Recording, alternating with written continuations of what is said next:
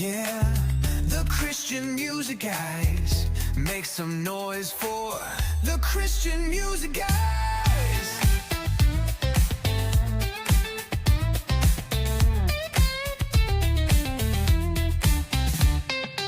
We're excited to welcome back a familiar friend of the show. It's our three-time guest now, Brent McCorkle, and he's back with a huge release. Brent is the writer and director of I Can Only Imagine Part 2, which is out now in theaters, continuing the powerful story that connected with audiences around the world. Brent, thank you so much, man, for chatting with us.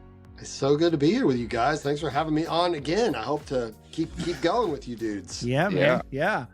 So first things first, how did the movie do opening weekend, and what was it like watching audiences finally experience this story in theaters? Yeah, it was a beautiful weekend. So many beautiful stories, and we had a lot of like pre buyouts. So a lot of people went to there was a special Wednesday night screening on Valentine's Day, I believe, and then a lot like all the diehard fans go on Thursday night because nobody knows that movies actually. If you guys want to know an insider movie secret, here it is. Movies actually release on Thursdays, not Fridays. Everybody thinks they release on Friday, but they're actually on Thursday. So if you really are loving a movie and can't wait to see it, buy your tickets on Thursday because hardly anybody knows it's out that Thursday before the weekend. So yeah, we had lots of great turnout going in the weekend. So yeah, everybody's really excited. It's one of the coolest casts I've ever got to work with, and everybody's been chatting like on group text the whole week, and we're real curious and excited to see what it does this second weekend. So yeah, it's been I think mostly for me it's been a celebration about ultimately what the movie said and the feeling that you get coming out of the movie. I think that's really what I celebrate the most, because we're living in a time of a lot of rage and hate and chaos. And this movie feels like grounded and kind of like peaceful, even in a storm. And I don't know, there's something really beautiful about just the essence of this movie that I think the world needs right now. So I think that's what I'm mostly celebrating. And obviously, movies are so incredible because if you let it, it can really humble you, because it's a team sport. It's like if you wanted to pirate ship all over the sea in a 400-man pirate ship, and you're sitting there at the captain's helm going, I'm leader of the pirates, and there's nobody on the ship with you. That ship goes nowhere. I am the captain now. Yeah. I mean, there's no, so for me, just being on a pirate ship, having worked all these different positions on the pirate ship, and then you get to like captain the boat for a little bit. It's really fun, but it humbles you because you're going nowhere without everybody else. And so that makes it this really beautiful collaborative team effort. It takes people oriented in the same direction with no mutiny, right? Like everybody gets along and takes care of each other. So I always liken my career to that of a pirate ship, and getting some really cool pirates to go do some crazy mission with me, and it definitely felt like that on this one. It definitely felt like we were all together. And film sets can often be really toxic places to work. They're really stressful. They're long hours. And I always say they bring out the best and the worst in people. And so I would say that this film crew and this set actually brought out the best in everybody. And it was just probably, I would say, the closest thing to a film family that I've ever experienced. It was awesome. It was an awesome experience. Yeah. So you didn't have any VeggieTale pirates? No, but did you know I worked on those? No, I didn't. No. Yeah. Mike Naraki, who was one of the original creators, he did the voice of Larry, but he and I ended up really good friends, and I edited 6 VeggieTales episodes back in the day when I was like, in between movies, and so I worked for Big Idea, and I did 6 episodes with Mike. Golly, it was fun. I love working with him. He's so funny, and we would write jokes. It'd be funny if he said this, and he would be like, "Oh, let's just do it." And he would go in the next room and do VO, and we would like mess with the storyboards a little bit and like just get extra jokes in. And so I don't know. It was he was a blast. But I'm a veggie. If you look me up, I'm a VeggieTales editor on 6 of the shows. Sweet. Did you write the cheeseburger song? No. Should have. No, I think the way that went was silly songs were Mike's thing. And I think Mike wrote all of them by himself up to the last few years it was going. Then they would like let other people pitch and bring stuff in. But I mean, I think in like those original, I don't know, first few years, that was Mike's baby. Yeah. You know, and he directed all of them and stuff like that. So yeah, So the crazy. cheeseburger song is great. I mean, There's so many great iconic silly songs. Yeah. Mercy See, I was me- just mercy- making a joke on the pirates who don't do anything. Yes. It wasn't that type of pirate ship. I know, right? No idea that this was going to connect. Yeah. see, Bart will have royalties for the rest of his life for Imagine, and then like Mark Lowry, will be set for his song "Mary Did You Know," and then Mike will have royalties from the cheeseburger song. So there you go. Yeah, I hope so. I hope that for him. It's cool. He's actually teaching college. He's teaching film students right now, and they have a really awesome like film department where he works, and he's an awesome dude. I really loved working with him. Yeah. So we had John Michael Finley on last week to talk about the movie, which, by the way, I told him, I was like, dude, you were a jerk in this movie. And he was like, yes, thank you. He was like, I was trying to be dark. And I was like, no, you were definitely dark. Like it was a totally different role from the first one. But I loved it. I love the acting in it. But we talked about how Bart contacted him about the possibility of this movie happening. He told us the story of how Bart was like, hey, I'm about to go in here and pitch to Lionsgate this movie, and just told us the story. But how was you contacted about the sequel, and was it an immediately yes, or was you like, no way? Yeah, there's some crazy drama that happened before that moment. It's really cool. It's a cool story. I love telling to everybody. So I'll try to do it in 2 minutes or less. But there was a producer named Cindy Bond, and years ago, 15, 20 years ago, she had this thought come to her. She goes, I think there could be a really powerful faith genre film made around like a song that impacted the world. So she started thinking, what are the biggest songs that have impacted like the modern Christian world? And she narrowed it down to 2 songs, Shout to the Lord and I Can Only Imagine. Well, then she started kind of diving in and seeing what the stories were about how the songs got written, which led her more towards Bart. Well, they wrote a script years ago, like back in the Stone Ages, and it never went anywhere. In the movie world, we call it turnaround. So Sony gave them some money to write. They wrote a script, they turned it in, and Sony just sat on it. And I always say, Hollywood is a place where scripts go to die because, man, the ratio of stories that actually get made out of Hollywood is ridiculous. It's like it's got to be maybe probably 10,000 to 1. Yeah. So they're real gun shy about making anything. So that's what happened with that film. It went into turnaround. Well, 7 years later, it came back around, and John and Andy heard about it.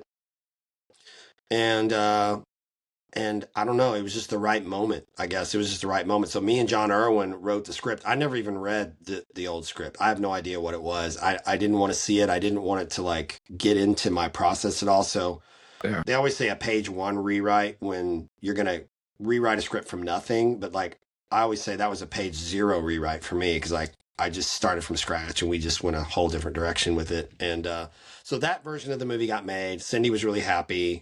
The rest is history. But then after that movie simmered down, she started saying, well, there's this other Mercy Me song that would make a great movie. It's called Even If. You guys should just find something to do with that and let that be the follow-up movie. And nobody listened to her again, because she'd been saying, do this movie about Imagine for 7 years, and nobody really, took her seriously. So it went on about that long. And I'm personal friends with her, and Bart's really close to her. So she had been asking Kingdom and Lionsgate. No one's really giving her the time of day. And I must admit, like a little bit painfully, but like Bart and I weren't either. Like nobody believed her. Nobody was listening. And she had asked me multiple times to get with Bart, and she'd asked Bart multiple times to get with me. Well, finally, she called us both and said, please, as a friend, will you please just sit down? And if there's nothing there, tell me to shut up and I will lay this down. But just, will you please, guys, just get together and talk about it? And we agreed because we're friends with her, So me and Bart sat down, and Bart, the way Bart tells the story, it's funny. We jaw jacked about other stuff for like 90% of the time, and then we're like, oh, we told Cindy we were gonna talk about this. Talk to me. And so towards the end of our meeting, he just started talking. He's like, well, I think she thinks it could be this or that, and I just had the presence of mind to ask one question and unlocked it. I said, well, can you just briefly tell me why you wrote the song?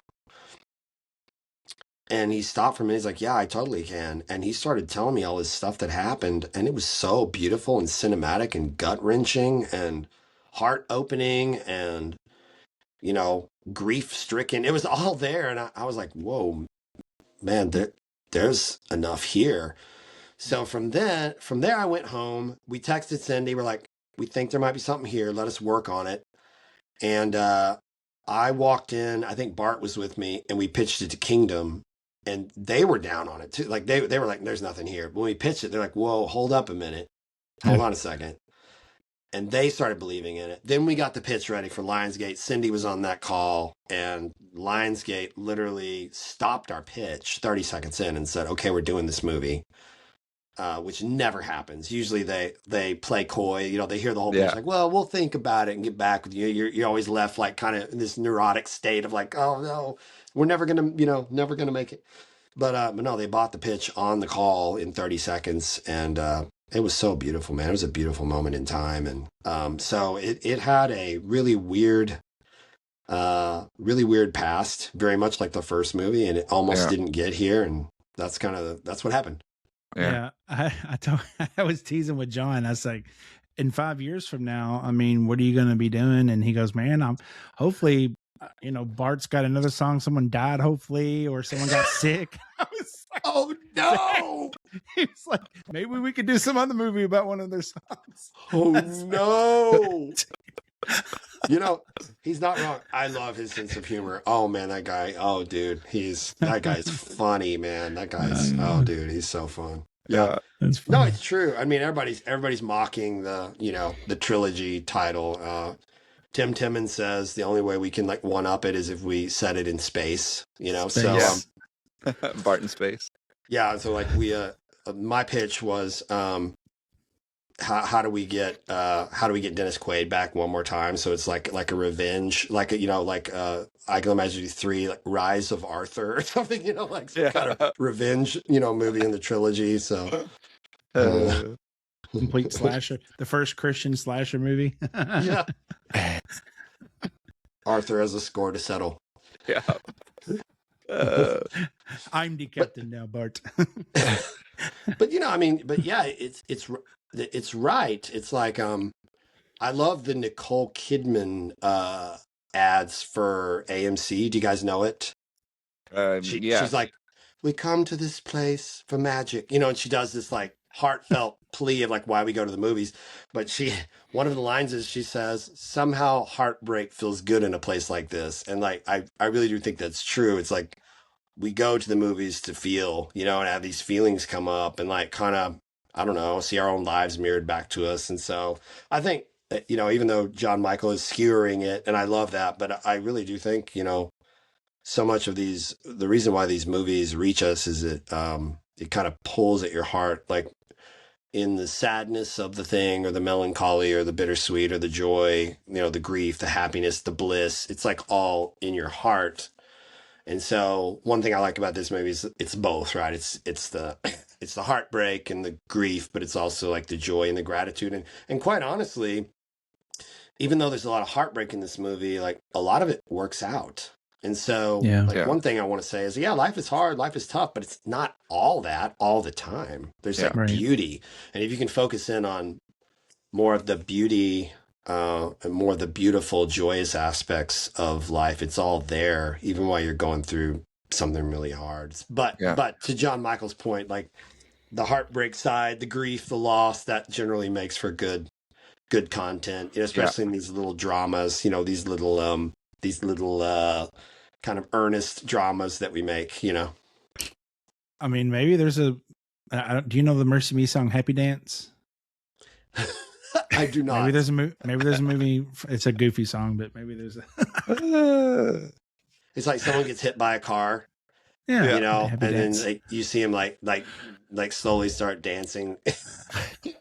And they can only move like they're in like a full body cast, and they can only like move one finger at the front of the movie, and then by the Like- end they're like fully, that could Like work. Bart, I think there's something there.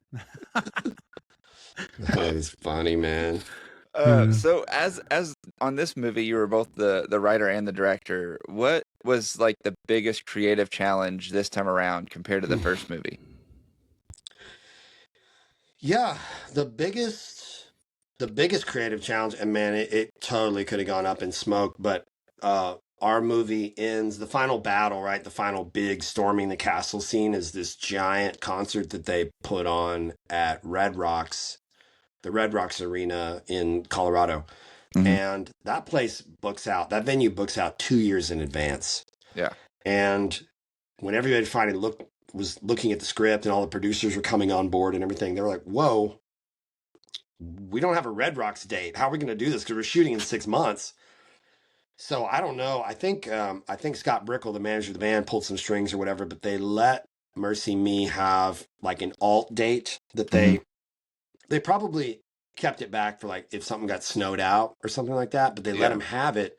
And Mercy Me filled up that amphitheater. I mean, there was 9,000 real people there. So when you look at the end, you're going to assume it's all CGI, it's all VFX, but those are like 9,000 people there. And the way that we did it was really a Mercy Me show. So they would do like a mini set. They would come out and do 3 or 4 songs. They'd walk off the stage and they would let us come on with our actors and shoot the heck out of it for maybe like 30 minutes or something. Then we'd have to run off and the Mercy Me would come back on because these people paid for a real show. Yeah. They didn't pay to sit there while we shot a movie. So I think all in all, we could only roll cameras for like 5 hours that whole day. And that is not like to do the final sequence, which was like 10 or 12 minutes. Like that's not enough time. So what we figured out was I have an amazing production designer. Her name is Amy Holmberg. And she saw what we were up against and she saw all the shots we were trying to get. And she was like, what we should do is come back to Nashville and I could build the stage set and you could shoot everything going back towards the stage with the actors. We could do that on an off day, like on a weekend here in town. And I love the idea. A lot of other people did. Some people were down on it, trying to poke holes in it. Some people didn't want us to shoot at Red Rocks because we had to take the whole production. We had to take all of our people to Colorado. It's very expensive. Yeah. Anyway, to make a long story short, me and Amy got our way and she built this beautiful stage. So we shot everything. That entire sequence is shot between the real Red Rocks, Colorado, and on a sound stage in Nashville. You cannot tell. You cannot tell. You can't tell where the real stage ends and our set begins. It was beautiful to see her really believe in her team. Be like, no, this will be seamless. Yeah. And I believed her when she said it because she'd never let me down. And I mean, they built this beautiful, beautiful set. It literally is the backdrop of Red Rocks, and they carved like the red, all that sandstone or whatever that is. Like they carved it out of foam and made it look exactly like it. And you just can't tell. So we kind of stole that whole thing. Like we shouldn't have been able to shoot at Red Rocks. Yeah. The stuff that we got in 4 or 5 hours out there was ridiculous. Everybody was just hitting on all cylinders. And then, we polished off the sequence and put it all to bed back here in Nashville with a built set. So I'd say you wouldn't even notice it.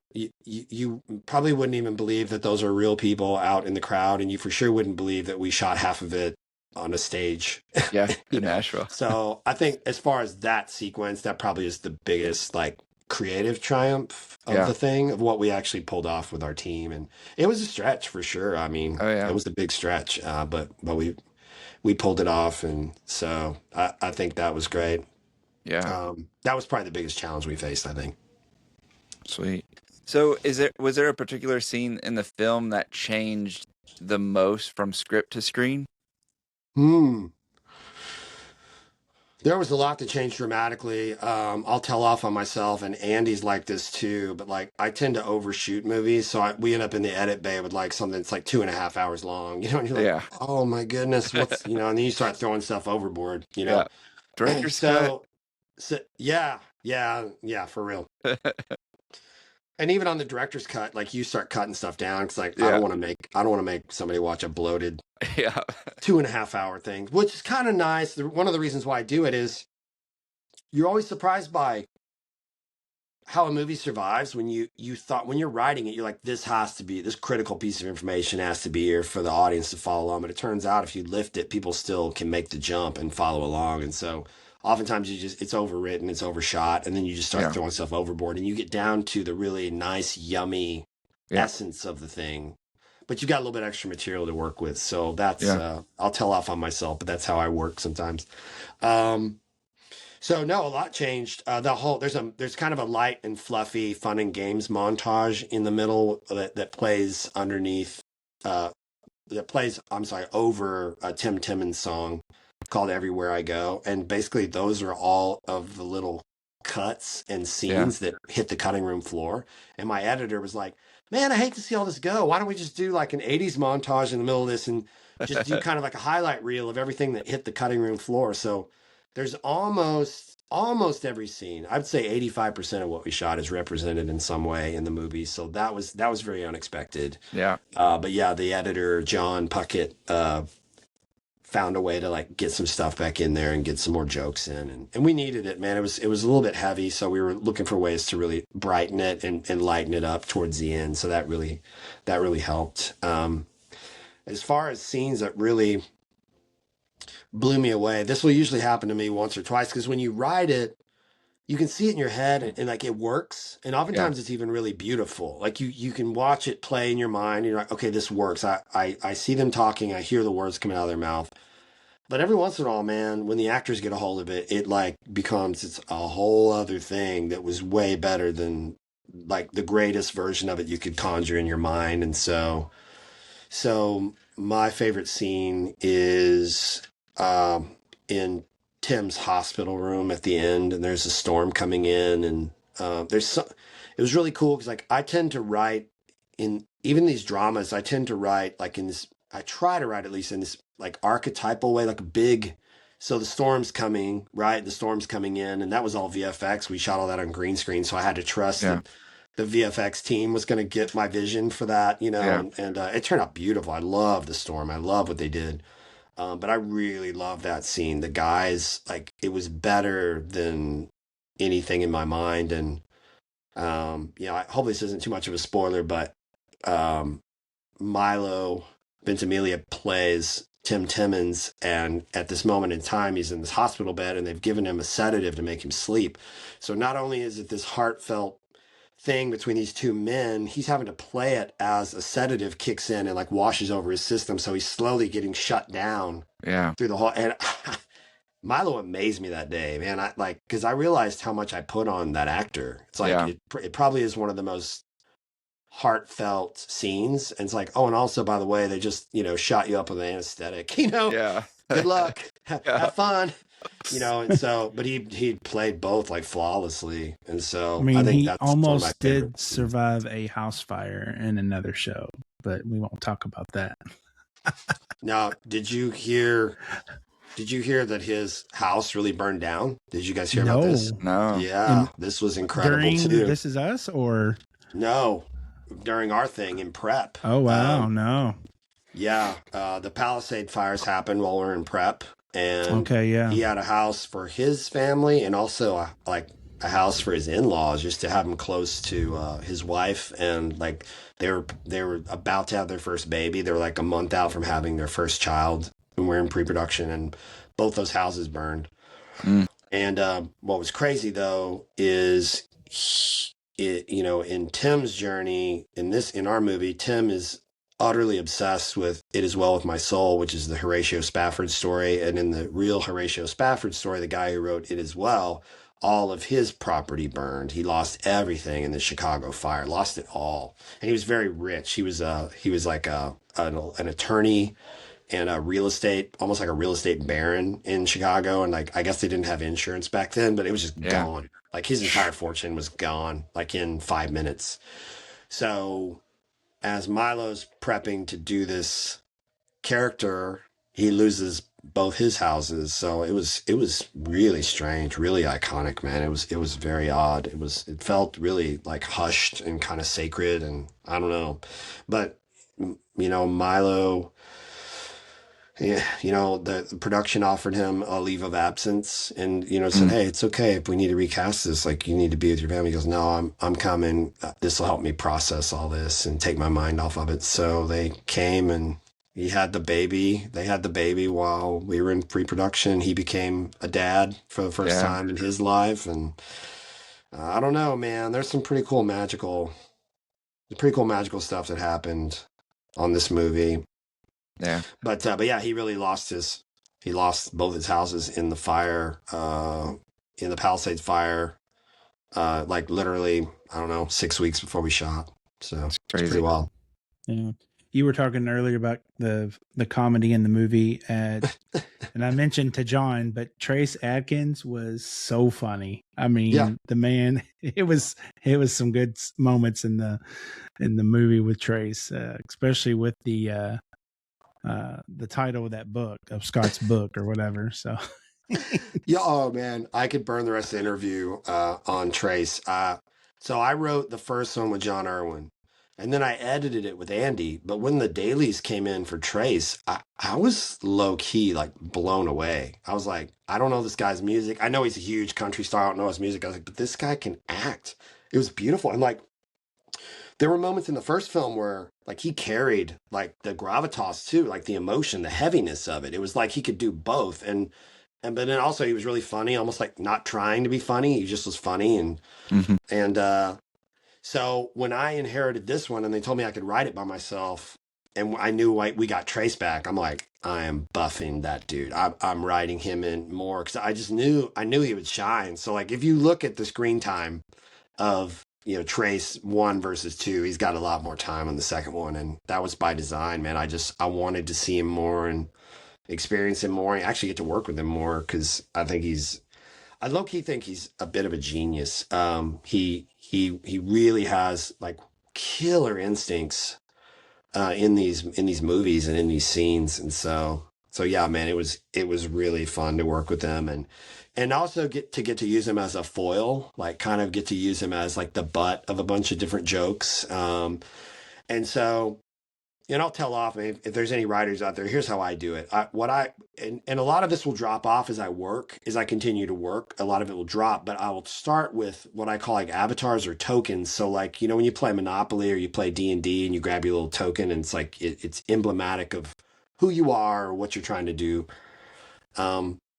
So I always try to ask what these characters' little avatars or their tokens are, and so I was asking that question in like one of the first producers meetings. We were just generally talking about the story and where I wanted to go with it, and I was like, Bart, is there any kind of token or avatar around Brickle that we and he loves to race and jump ATVs. He has a little ATV park and his kids. But I was like, okay, well that's good. Is there anything else? And Bart's like, well, he wrote this like really crappy industry book that like nobody bought, like nobody read. And I was like, oh, hold on a minute. And so like we got on Amazon and like we ordered the book and like we had interns read it and like pull quotes and they were sending me quotes and I was like, this is gold. So anyway, yeah, I mean, so that ended up being kind of like the little writer's avatar that I hitched my wagon to and it turned out to be like really funny, you know, so it like it kind of fell into my trap, you know, originally of like making him this foil.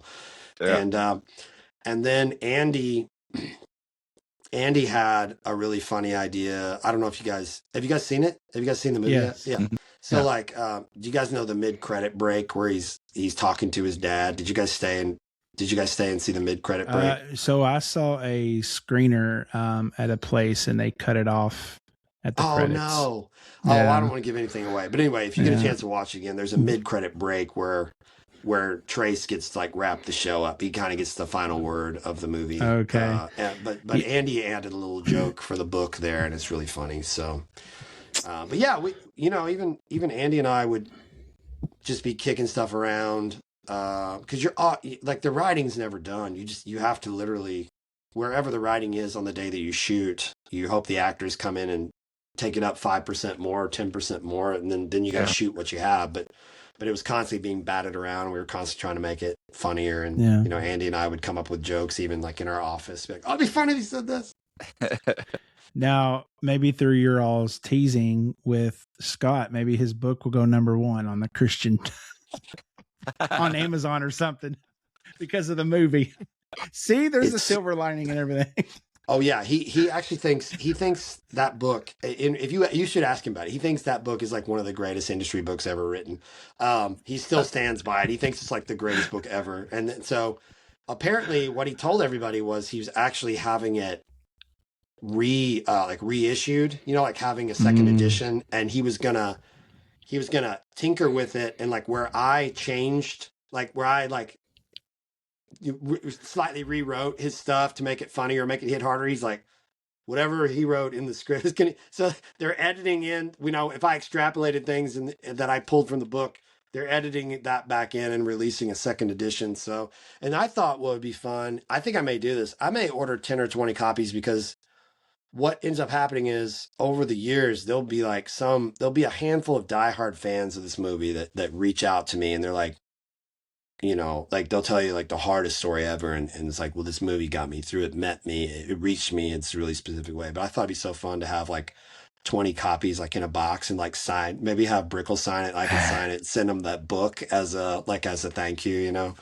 But no, he really wrote the book. We didn't make it up. I mean, he really wrote that. And I changed the title. Oh, you did? Yeah. And it was Bart's idea. He was like, man, he goes, it's already such a long, ridiculous title. He's like, we should go even further. So like I made it like the longest title I could possibly think of. And it was fun. And you should have Trace do the audiobook. Do what? Trace did the audiobook. No, Scott would demand to do it, actually. Scott's not going to let anybody do it. It's going to have to be his voice. But you know what I'll say about Scott is every time he looked at me or like, you know, caught me when we were shooting, he just always had the biggest grin on his face. He, you know, it's like, it was some humor at his expense and he just loved it. He took it like a champ and never was frustrated with me. And so, yeah, it was great. It was a great experience. Yeah. It was great. Also just getting more of Trace in the movie. That was my plan. And you never know what could happen. Like all of his stuff could have got cut back for time or maybe some of it didn't work. But I mean, I appreciate you calling him out on that stuff because he really is, he's an incredible humorist. And also like when it gets real and sad and you have to get direct and say some hard truth, like he can get in his heart, man. He can he can go there with you. So yeah, it's awesome. It was awesome to get to work with him. Yeah, he looks like he's like 7 foot too. Oh, dude. Well, I'm 6'2", so when I have to like crane my neck to look up at something, I'm like, oh my goodness, this dude is tall. But, I mean, yeah, he's almost 7 feet. I think he's like 6. I think he's like 6'8", 6'9". I mean, he's a beast, man. Yeah. Well, Brent, let's change gears for a moment. We're going to do a little quick rapid fire with you, and so let's give you some options and give us the best what you think. Dunkin' or Starbucks? Starbucks. Starbucks. Do you have a go-to drink? I do. Oh gosh, I hope I don't get sued. I actually don't love them, so I try to bury their coffee with as much flavors as I possibly can. I've gotten a little snooty with my coffee lately. If you are in Spring Hill, Tennessee or Franklin, Tennessee, go to the Fainting Goat. It's amazing. But anyway, I'm a little bit more of a boutique kid now. I've really gotten into it. I have my own little espresso maker at the house and everything. But same. I will try anything that looks like they're burying their coffee with 9 flavors. So like I'm excited to try like the Dubai Dark. It's like this new thing that just rolled out, and I just tried their pistachio latte, and it was good. It was like a really syrupy drink that they poured a little bit of espresso into. So I can survive that at Starbucks. But yeah, I try to really get the flavors over the top of those espresso pulls as much as possible. I'm sorry. God forgive me. If I'm getting too snooty in my life, I'm sorry. Please forgive me. This episode's brought to you by Starbucks. So I have to, Lord, You told me to speak my truth. I'm trying to do it right now. If there are any Starbucks executives Totally watching, true. I love you. But stop burning those. It is. Stop serving us I think burnt beans, man. I think it tastes You're burnt. killing people. Yeah. Yeah. All right. So early mornings or late nights? Oh, late nights, man. Early mornings, like, I mean, isn't it strange, like with human beings, but like, I don't even feel like my operating system kicks in till like, it doesn't start kicking in till like 11 a.m. I feel like I'm walking around like half in reality and half like in some kind of like desolate Yeah. Jungian wasteland of the psyche or something. Yeah. Like I don't even know. So yeah, if I have to get up early, it is hard. But one thing I'm questing for is I really want to get more disciplined. So I think I am going to go through a season of trying to get up in the morning and regulate more to the sun. But it's going to be hard for me, man, because I have a way offset body clock. Like I don't. Yeah. I come alive. Like, dude, if you guys want to do this interview like tonight at 1 a.m., I'd be like, oh my gosh, this is gonna be so great. I'll be so Yeah. on, you know? Yeah. So yeah, I'm such a night owl. What's interesting is that tends to be almost like a trope or stereotypical for an artist's wiring. I don't really know what that is, Yeah. what that is, but a lot of artists are night owls and find like a lot of beautiful moments of like clarity and creativity when everything's gone quiet. Yeah. And so I really do love nights. I am a night owl, and Well, Is when your you live do- interview tomorrow? Is it in the morning, your live interview? no, thank goodness, man, that would be so terrible. I would That just would be. literally like splashing water in your face, like looking in the mirror, going, do I look dead? Like do I look alive? Oh my goodness, But no, I really do start like coming online in the afternoons and feel like I get like all the bandwidth Yeah. later in the day. It's really odd. And then it's crazy is you meet other people and they're the opposite. Like Yeah. they will start powering down at 6 p.m. Like they're just, My wife. they are going offline, man. And then, those are the ones that are really annoying. They just bounce out of bed. Like I don't even know my name when I wake Yeah. up. Like I have to go through like a checklist of like, who am I? What reality am I in? Okay. I'm a human being. It's like I have to really kind of slowly remember who I am. If we're at home, my wife's in bed by 8. Wow. And then she's up at like 6 o'clock. Oh. Even on a Saturday when we don't have anything to do, and it's like, Oh, can you go back to bed? yeah. I don't know. I think I do think that oftentimes artist wiring, like we struggle sometimes with discipline. Like we want the muses to kind of descend whenever, and so like I think I am questing for a little bit more discipline. So I'm getting ready to go into a season where I'm going to try to get up early and just see how that feels. And maybe it is more of a discipline issue and less of a circadian rhythm issue. Yeah. I don't know. I'm going to test it and see. But man, right now, my system just loves nights, loves So when late you do- night vampire stuff. When you do the morning routine, you need to do cold plunges. Yes. Yeah. Full that's so body funny. shock in the morning.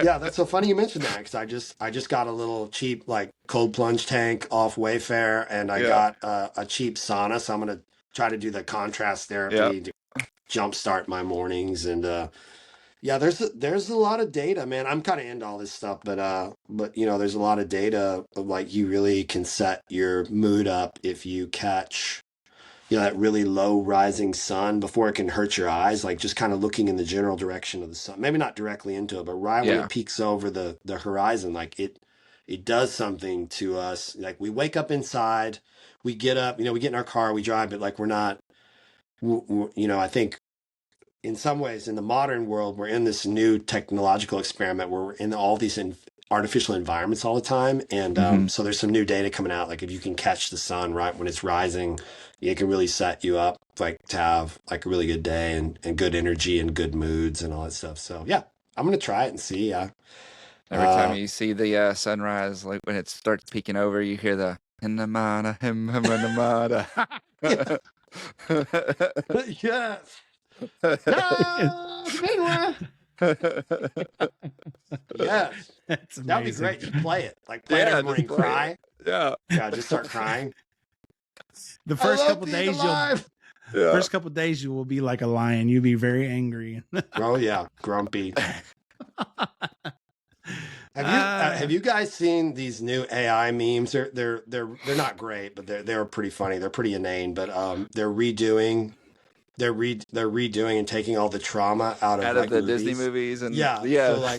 So like Scar and helps him like, up and whatever. Yeah, Scar and... helps him up and doesn't throw him off the cliff. He's like, "I'm sorry, man. It was a misunderstanding." And they like hug it out, and then all three of them are kings together. Like they've all got crowns. Yeah. And like it's like Scar, Mufasa, and Simba. They're all like ruling over Pride Rock together, and like, "Hey, this is pretty great." Yeah, I have seen a few of those, and I'm just like, funny. That does kind of bring you like a different.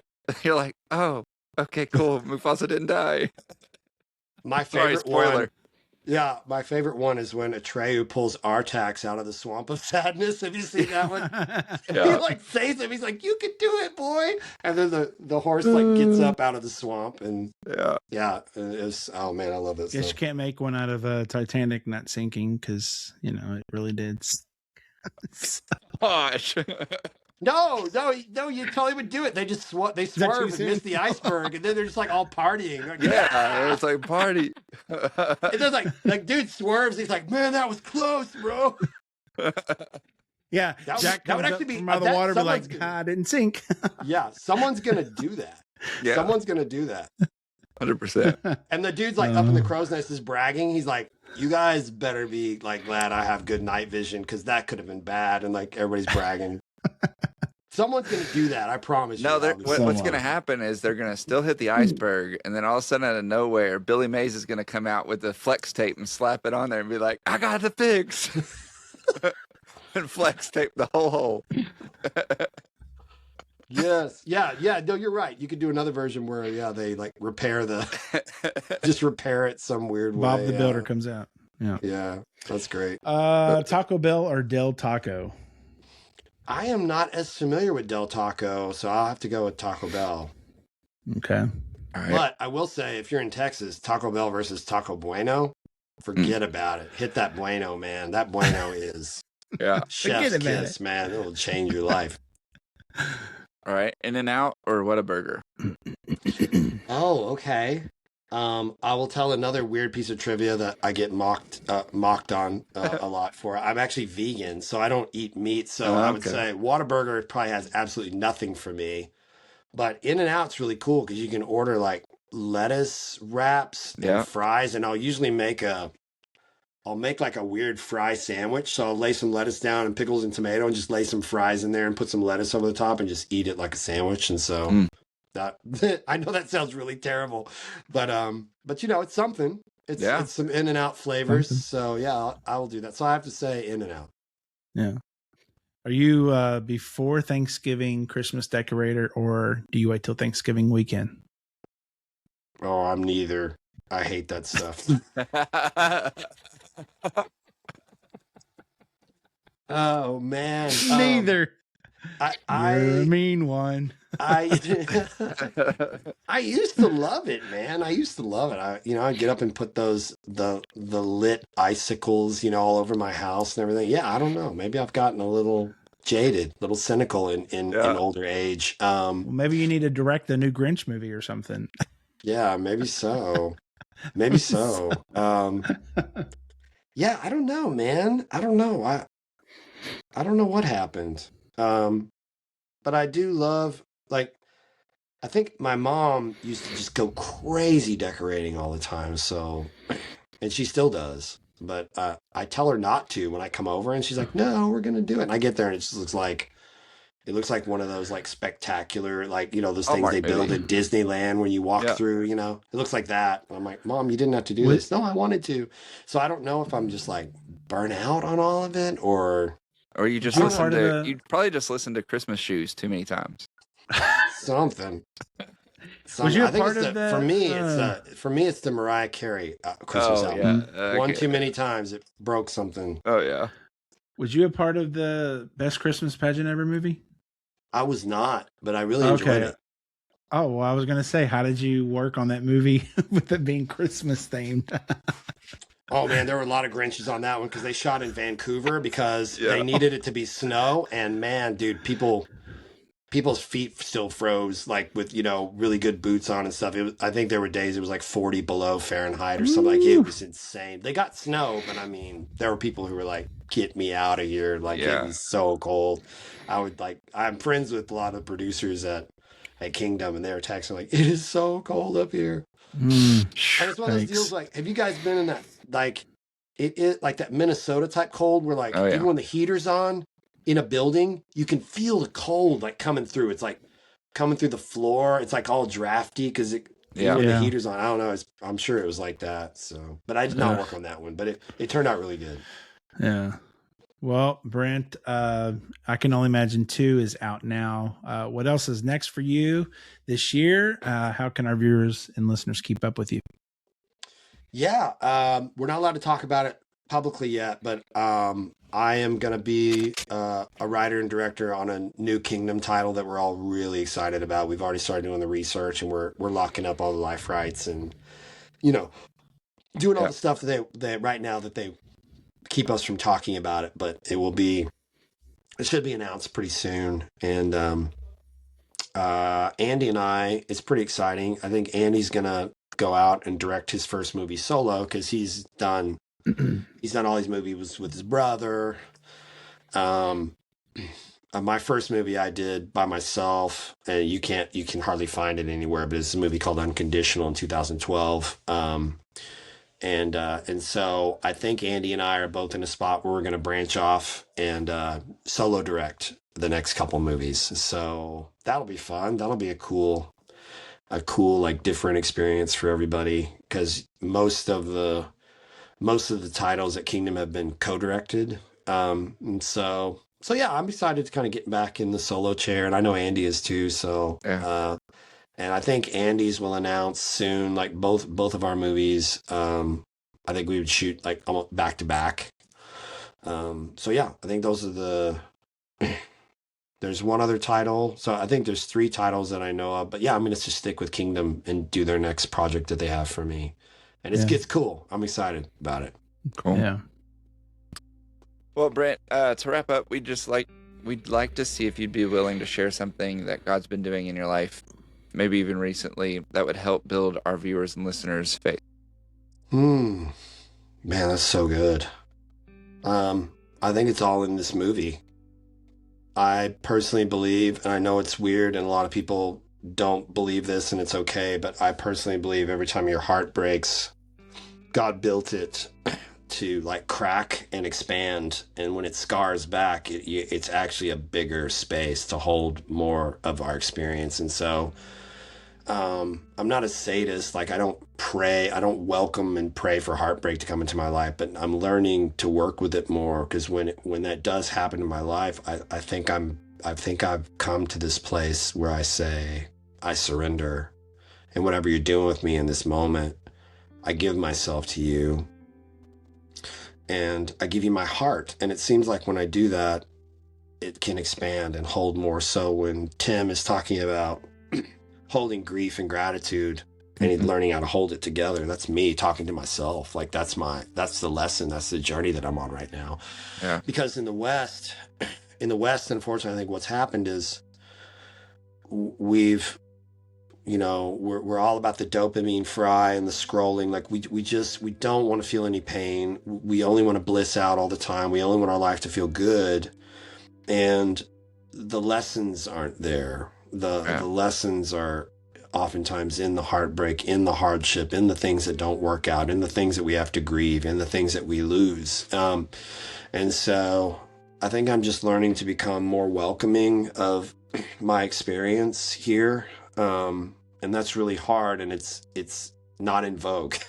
It's not in vogue. We just want everything to be great all the time. And I don't really think that's what this reality is. I think this reality teaches you what is great and what to really be grateful for when the bad things happen, because that gives you the contrast. You're like, whoa, okay, I know what a good day is, because I just had several really bad ones. And so maybe could I even be grateful for the bad days, because they're teaching me that contrast. They're teaching me what it really means to have a good day. And then the final thing I will say is, I think we oftentimes we're replacing happiness for peace in the West right now. And there is a peace that passes all understanding. It passes every circumstance and every experience. There's a peace that's accessible to us all the time, you know, and, you know, Christ is spoken of as the Prince of Peace. And, you know, in the Bible, there is a peace that passes all understanding that we can find and excavate. And it's like somehow here, almost like maybe hidden in our hearts. And maybe a lot of us have lost touch with it, but it's available. And I think peace is always available, even when it doesn't seem like happiness is. I think you can find people in total peace in some of the most abject, horrific scenes in this reality. They found their peace, even in something that all three of us would say that's brutal, man. There can be no joy or happiness in that, and yet there they are at peace. And so I really think kind of pushing peace back up as a value in Christianity, over like this kind of microwave doom scrolling, like just the dopamine fry, just staying occupied, saying, you know, something that makes us happy and kind of feeds that circuit all the time. I think prioritizing peace in our spirituality we're being called back to that. And I loved how tranquil and peaceful Tim's character was. And like he's a friend, he's a personal friend. And the way that he carries himself speaks to me for sure. Well, Brent, thank you so much, man, for sharing your heart. And I Can Only Imagine 2 is out now in the theaters. Please go support this movie because we want a lot of these movies, more of these movies. And if you don't go see them, they won't happen. And so please, please, please go see this movie. Brent, thank you so much, man. Can I say one thing real quick? Yes, of course. You guys should look at the very end. In the grief counseling circle where all the people, did you notice any of the CCM artists there? You guys should like. Yes. Okay. Yeah. Russ Taff is there. Russ Taff. Nicole C. Mullen. Uh-huh. And like some other people that Andy would know. I don't know if you could get him on, but like a lot of those people are Andy's friends. Were like, I'm a diehard Russ Taff fan. So I was freaking out that day. I was losing my mind. Like it was I was just like, oh my gosh, man. I was like, you know, like kind of fanboying, you know, instead of directing sometimes, but yeah, just to have Russ there and everything. So I didn't know if you guys would be interested in like deep diving those scenes and seeing who we got, you know, and then sure. The other fun thing, like on the CCM side, would be we got most of the band in Mercy Me, like in little cameos. So Nathan was there in the group, and then Mike was one of the roadies at Red Rocks turning on the lights. So we got a few of the Mercy Me guys hidden in there too, like his little Easter eggs. So yeah, it's cool. Yeah. Well, good Sweet, hanging out with you guys, man. Thanks for having me on. They're the Christian music guys. Yeah, the Christian music guys.